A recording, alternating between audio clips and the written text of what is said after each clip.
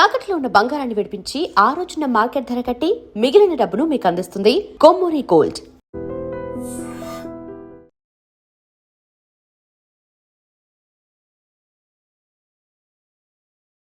నమస్తే, welcome to I dream. నేను వలి. ప్రస్తుతం నాతో పాటు స్టూడియోలో ఉన్నారు పబ్లిక్ స్పీకర్ అలాగే ఫ్యామిలీ కౌన్సిలర్ రజనీ రమ గారు. మేడంతో మాట్లాడదాం. మేడం నమస్తే. నమస్తే మేడం, నటి ఆశురెడ్డి వివాదం మీరు కూడా చూసే ఉంటారు. పెళ్లి చేసుకుంటానని చెప్పి విడతల వారీగా 9,35,00,000 రూపాయలకు సంబంధించినటువంటి డబ్బులు తీసుకోవటం, కొన్ని వాహనాలు కొనుగోలు చేయించుకోవటం, తర్వాత ఆస్తులు కూడా ఆమె పేరు మీద అన్నీ కూడా ఆ 9.5 కోట్లు కూడా ఆమె పేరు మీద రిజిస్టర్ అయ్యి ఉన్నాయంట. ఇప్పుడు పెళ్లి చేసుకుంటానని చెప్పేసి దాన్ని దాటవేస్తూ వచ్చింది. చివరికి ఈరోజు వాళ్ళు కేసు కూడా పెట్టారు. ఎలా చూస్తారు? ఇప్పుడు దీపం ఉండగానే ఇల్లు చక్కబెట్టుకోండి అంటారు. మరి ఇప్పుడు ఒక కళ అనేది ఉంది వాళ్ళ దగ్గర, ఆర్ట్ అనేది ఉంది. ఇప్పుడు సినీ ఫీల్డ్లో ఒక యాక్ట్రెస్గా ఒక ఆర్ట్ అనేది ఆమె దగ్గర ఉంది. తర్వాత ఆపర్చునిటీస్ వస్తున్నాయి, ఏజ్ ఉంది. ఇవన్నీ పక్కకు పెట్టి పెళ్లి చేసుకుని ఏం చేయాలి? ఇది వీళ్ళ ఆలోచన. సో ఇప్పుడు ఇక యాక్టర్స్ అనే కాదు, బయట కూడా చూస్తే అమ్మాయిలు త్వరగా పెళ్లి చేసుకుంటున్నారా? లేదు.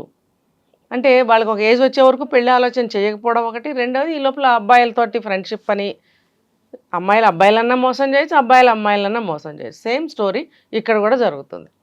ఇప్పుడు ఈ అమ్మాయికి ఇన్ని అవకాశాలు వస్తున్నాయి, అందం ఉంది, వయసు ఉంది, మరి అవకాశాలు వస్తున్నప్పుడు ఇవన్నీ పక్కకు పెట్టి అతన్ని పెళ్లి చేసుకుంటానని ఎలా అంటుంది? మరి ముందెందుకు చెప్పింది అని అంటే, ముందు చెప్పింది లండన్లో ఉంటున్నాడు, మంచిగా సంపాదిస్తున్నాడు, మరి అబ్బాయి బాగుండి ఉంటాడు, కొంచెం తనకి సూటబుల్గా అమాయకత్వంగా ఏమన్నా ఉన్నాడేమో. ఇప్పుడు అమ్మాయిలు కూడా గడుసుగా ఉన్న అబ్బాయిలను ఎవరిని ఇష్టపడటం లేదు. చెప్పిన మాట వినాలి, కాలు కింద పడి ఉండాలి, చెప్పిన పని చేయాలి, తను ఏది అంటే దాన్ని యాక్సెప్ట్ చేయాలి. ఈ లక్షణాలన్నీ చూసుకుంటున్నారు అబ్బాయిలు. ఇవన్నీ ఉంటే ఏమన్నా కొంచెం ఓకే నేను పెళ్లి చేసుకుంటా అనే స్థితిలో ఇప్పుడు అమ్మాయిలు ఉన్నారు. ఓకే, సేమ్ ఈ అమ్మాయి కూడా అదే కోవలకు వస్తుంది. సో అప్పుడేదో చెప్పింది 18లో పరిచయం అట. 18లో పరిచయం అయినప్పుడు ఈ అమ్మాయిని నమ్ముకొని అబ్బాయి అలాగే ఉన్నాడు పాపం, డబ్బులు ఇస్తూ పెళ్లి చేసుకోకుండా. అంటే ఇది చీటింగ్ కిందకే వస్తుంది. ఓకే, ఖచ్చితంగా చీటింగ్ కిందకే వస్తుంది. ఆ అబ్బాయి మన ఇండియాలో లేడు, నువ్వు మాటలు చెప్పి అతనికి పెళ్లి చేసుకుంటాను అని అంటూ అతని డబ్బుల్ని తీసుకోవడం అనేది ఈ అమ్మాయి తప్పుగా అనుకోకర్లేదు మనం. అతనిది కూడా తప్పే. నువ్వు వేరే కంట్రీలో ఉన్నావు, ఇక్కడ సిచ్యువేషన్స్ ఇక్కడ ఏం జరుగుతుందో నీకు తెలియకుండా ఈమెకి నువ్వు అంత డబ్బు ఎలా ఇస్తున్నావు? ఓకే, నీకు మ్యారేజ్ అయిన తర్వాత ఏమైనా భార్య కదా అని ఇస్తే ఇవ్వచ్చు. అప్పుడు కూడా ఏ భర్త అయినా ఎందుకు ఏంటి అని అడగకుండా ఎవరు ఇవ్వరు. అలాంటిది నీకు జస్ట్ నేను ప్రేమిస్తున్నాను, నువ్వు లేకుండా నేను ఉండలేను, నిన్ను పెళ్లి చేసుకుంటాను, అన్ని ప్రపోజల్స్ ఈఎంఐ పక్క నుంచే వచ్చినప్పుడు అక్కడ ఆలోచించాలి, అతనికి అసలు నిజంగా ఇష్టాలు ఉన్నాయా లేదా? ఓకే, తను కూడా ఆలోచించుకోవాలి కదా, నాకుందా లేదా అమ్మాయి మీద. ఆ అమ్మాయి అంటుంటే నేను ఓకే చేస్తున్నాను ఇక్కడ అనే ఆలోచన లేదు అబ్బాయికి, అనిపిస్తుంది నాకు. ఆశురెడ్డి తల్లిదండ్రులు కూడా ఒక సందర్భంలో ఒక పండితుడిని తీసుకొచ్చేసి మీ సంబంధం ఖాయం చేసుకున్నాం అని చెప్పి ఎంగేజ్మెంట్ చేసినట్టుగా కూడా జరిగిందంట కార్యక్రమం. అంటే ఇది కూడా అదే ఆఫర్ అన్నమాట. ఆఫర్లో పెట్టుకోవడం, ఎంగేజ్మెంట్ అయినంత మాత్రం పోయిందేముంది, నష్టమేం లేదు. అంటే ఇక నేను ఎలాగో పెళ్లి చేసేసుకుంటున్నాను అన్నది కల్పిస్తే ఇక అదనంగా డబ్బులు తీసుకోవచ్చానా? లోపల ఆలోచన ఏంటంటే అప్పుడు సంగతి అప్పుడే, చేసుకుంటాను లేకపోతే లేదు, అన్నీ కలిసి రావాలి కదా. మొత్తం బాగా ఏమంటారంటే జమ చేసుకోవాలి కదా.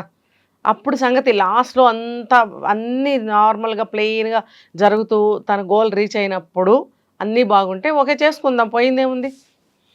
అప్పటి వరకు మనకి కలిసి రాలేదనుకో, నేను గోల్ రీచ్ అయ్యేటప్పుడుగా వదిలేద్దాం.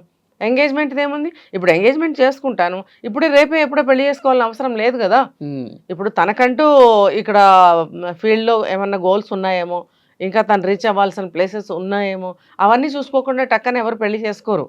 ఈ లోపల ఆ అబ్బాయిని లైన్లో పెట్టుకుంది, బాగా డబ్బు గలవాడు, లండన్లో ఉంటున్నాడు. ఇప్పుడు చాలామంది సినీ ఫీల్డ్కి సంబంధించిన వాళ్ళు చాలామంది కూడా లండన్లో సెటిల్ అయిన వాళ్ళు ఉన్నారు కదా. ఈవిడ కూడా అలాగే ఊహలకి వెళ్ళుంటుంది, నేను ఇక్కడ చక్కబెట్టుకోవాల్సిన ఇక్కడ చక్కబెట్టుకున్న తర్వాత అక్కడ సెటిల్ చేసుకుంటున్నాను కదా, అన్ని ప్రాపర్టీస్ తీసుకుంటున్నాను అంటే అతన్ని లైన్లో పెట్టింది. మేబీ అక్కడి నుంచి డబ్బు ఇక్కడ రప్పించుకుంటుంది, కానీ అక్కడ అబ్బాయిని కూడా సెటిల్ చేస్తుంది. ఇక్కడ తను సంపాదించుకోవాల్సింది, తను చేయవలసిన పనులన్నీ చేస్తుంది. నేను ఇవాళ మార్నింగ్ ఒక అప్డేట్ చూశాను, ఒకరి సీనియర్ జర్నలిస్ట్ అనాలిసిస్ అనమాట, మేబీ అది రియల్ అనాలిసిస్ అని చెప్తున్నారు ఆయన. సో ఏమైందంటే రామ్ గోపాల్ వర్మ తోటి కూడా ఈమె కాల్ నాకిచ్చుకుంది, ఇవన్నీ చెప్తున్నారు. అంటే మరి ఇవన్నీ ఆ అబ్బాయికి తెలియవా? లండన్లో ఉన్న అబ్బాయికి తెలియవా? పిల్లి కళ్ళు మూసుకున్నట్టుగా ఉంటే ఎలా కుదురుతుంది? అందుకనే ఇప్పుడు ఏమన్నా అబ్బాయికి ఇవన్నీ తెలిసాయేమో ఒకవేళ నేను కూడా అనుకుంటున్నా. అవన్నీ తెలిస్తే కనుక అతనే క్యాన్సిల్ చేసుకోవాలి. పెళ్లి లేదు, ఏమీ లేదు, ముందు ఇది తీసుకున్న మనీ అంతా వెనక్కి ఇచ్చేయాలి. చీటింగే కదండి. ఒక మనిషిని అభంశుభం తెలియని ఒక అబ్బాయిని, అది కూడా ఎక్కడో ఉంటున్న అబ్బాయిని నువ్వు ముగ్గులోకి దించి మాయమాటలు చెప్పి పెళ్లి చేసుకుంటానని నమ్మించి ముహూర్తాలు అది ఎంగేజ్మెంట్ వరకు తీసుకొచ్చి ఇది చీటింగ్ కిందకే వస్తుంది. మరి పైగా అంత ప్రాపర్టీ 9.5 కోట్లు డబ్బు రూపంలో, సిస్టర్కి ఇంకో 50 లక్షలు కూడా ఇచ్చారంట, మొత్తం ఒక 10 కోట్లు అనుకోవచ్చు. ఇదంతా మరి ఎవరు ఎందుకు ఇస్తారు? ఊరికి ఎవరు ఇస్తారు? కట్టుకున్న భార్యకి కూడా 5 రూపాయలు ఇవ్వాలంటే ఆలోచిస్తాడు కదా ఒక భర్త అనేవాడు. ఈ అమ్మాయికి ఏమి నమ్మి ఏం చూసి అంత డబ్బు ఇచ్చాడు, ఏం చెప్పి తీసుకుంది అనేది పెద్ద డౌట్ నాకు మార్నింగ్ నుంచి. ఇంకా ఈ అప్డేట్ విన్న దగ్గర నుంచి ఇంకా ఆశ్చర్యం వేసింది. ఇక్కడేమో ఇన్ని ముగ్గులు చక్కబెడుతుంది, మరి ఆ అబ్బాయికి ఎలా మాయ చేస్తుంది అనేది నాకు అర్థం కాని విషయం. ఏమైనా సరే ఇది పెద్ద చీటింగ్. ఇది ఏమైనా కేసులు పెట్టినట్టున్నారు, కేసులు నడుస్తున్నాయి, చూడాలి. ఇలా ఇప్పుడు అమ్మాయిలే చెడ్డ పేరు తీసుకొస్తున్నారు ఇలాంటి వేదోపాలు చేయటం వల్ల. ఇప్పుడు సంపాదన అనేది సక్రమమైన మార్గంలో సంపాదించాలి. ఈ అక్రమమైన మార్గంలో తప్పుదారుల్లో డబ్బు సంపాదించి అక్కడికి వెళ్ళి సంపాదించి ఇక్కడికి వెళ్ళి సంపాదించి రేపొద్దున ఎవరికైనా చెప్పాలంటే అసలు మీరు ఎలా సంపాదించామని చెప్తారు? అంటే వచ్చే రోజుల్లో ఎవరికి ఎలా చెప్పాల్సిన అవసరం మాకేముంది? ఆ రోజులు మారిపోయాయి, ఎవరు ఎలా ఉన్నారో ఎవరికి కావాలి, ఎవరు పట్టించుకుంటారు అనేటువంటి గుడ్డి అభిప్రాయంలో పడి కొట్టుకుంటున్నారు. అనుకుంటారు రోజులు మారిపోయాయి. రోజులు ఏమీ మారలేదు. అలాగే కూరగాయలు పండుతున్నాయి, అలాగే పంటలు పండుతున్నాయి, ఎక్కడ ఏ మార్పు లేదు. మనిషి ఆలోచనలోనే మార్పు వచ్చింది. ఇప్పుడు డబ్బు సంపాదించాలి, ఎలా సంపాదించాలి? నేను అమ్మాయిని కాబట్టి, అందమైన అమ్మాయిని కాబట్టి, నా దగ్గర టాలెంట్స్ ఉన్నాయి కాబట్టి ఇలా కూడా నేను సంపాదించవచ్చు.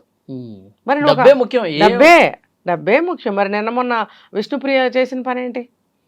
ఆ అమ్మాయి దగ్గర ఆర్ట్ ఉన్నప్పుడు, సినిమాల్లో అవకాశాలు వస్తున్నప్పుడు నువ్వు వెళ్ళి సంపాదించుకో.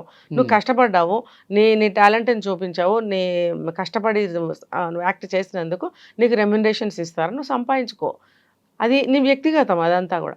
అంతేగాని ఈ తప్పుదారిలో 399 రూపీస్ పెట్టి ఇక సబ్స్క్రిప్షన్ దాంట్లో సంపాదించాల్సిన అవసరం తప్పుదారే కదా. అది పెట్టింది వేరే వాళ్ళకే. అది వాళ్ళ టాలెంట్స్ చూపించుకుని ఒక వ్యాపారమే కానీ ఒక ఆర్టే కానీ ఏదైనా చూపించుకోండి అని ఇచ్చిన దానికి దాంట్లో నీ 399 పెట్టడం ఏంటి? నీ కళ ఏంటి అక్కడ? నీ ఆర్ట్ నువ్వేం ప్రదర్శించదలుచుకున్నావు? అదేనా తప్పుదారిలో డబ్బు సంపాదించే ఆర్ట్? అలా కాదు. తప్పుదారిలో డబ్బు సంపాదిస్తే ఆత్మకే చెప్పుకోవాల్సి వస్తుంది ఏదో రోజు. అవన్నీ ట్రాష్, ఈ రోజుల్లో ఎవరు ఎలా సంపాదించిన ఎవడు పట్టించుకోవట్లేదు అని అనే వాళ్ళకి కూడా అది తప్పు అనే రోజు వస్తుంది. కానీ వీళ్ళు తెలుసుకోవాలి, ఇంకా తెలుసుకోవాలి. రేపు పొద్దున వాళ్ళు మ్యారేజ్లు అయిపోయిన తర్వాత కొంతకాలానికి ఇవన్నీ మనం చేసిన తప్పు కదా అని చెప్పి అప్పుడు పశ్చాత్తాపడాల్సిన పరిస్థితి వస్తుంది. ఇంకా మ్యారేజ్ ఎక్కడ చేసుకుంటారండి వీళ్ళు? ఇప్పుడు ఆ అబ్బాయి మోసపోయాడు, చేసుకుంటే ఈ అమ్మాయిని ఎన్ని కథలు బయటకు వచ్చేవి. ఇప్పుడు మనం చెప్పుకునేది 2, 1, 3 చెప్పుకునేది, చాలా ఉంటాయి వెనకాల. అవన్నీ బయటకు వచ్చేస్తాయి. అప్పుడు అబ్బాయి 1 నెల కూడా కాపురం చేయడు ఈ అమ్మాయితోటి ఖచ్చితంగా. అదేదో ముందే మేల్కొన్నారు, కేసులు నడుస్తున్నాయి, సూపర్. ఇప్పుడు చీటింగ్ కేసులు ఎన్నైనా పెట్టుకోవచ్చు అమ్మాయి మీద, ఇంకా చాలా బయటకు వస్తాయి. మనకు తెలిసిన ఫాదర్ కూడా వాళ్ళ బాధితులకే సపోర్ట్ చేస్తా ఉన్నాడు. అదే అంతే కదా. మరి కూతురు చేసేది ఆయనకే నచ్చట్లేదు. నువ్వు బిగ్ బాస్ ఫేమ్ అయినావు, తర్వాత మంచి అవకాశాలు వస్తే నువ్వు జెన్యూన్గా సంపాదించుకో, నీకు కీర్తి ప్రతిష్టలు అలా వస్తాయి. ఇప్పుడు ఏమొస్తున్నాయి? ఇప్పుడు నీకు నిందలు, అపవాదాలు, మోసగత్తే, చక్కగా ఎన్ని బిరుదులు వస్తున్నాయి. ఇది బాగుంటుందా? బాగుండదు. ఏ రోజుల్లోకైనా సరే, అమ్మాయికైనా అబ్బాయికైనా సరే చెడ్డ పేరు అనేది స్వీకరించలేరు. మరి ఎవరికైనా దుఃఖమే, ఏదో పైకి దబాయించిన లోపల మాత్రం ఉంటుంది వాళ్ళకి సిగ్గు అనేది. బాగా చెప్పారు madam, thank you very much.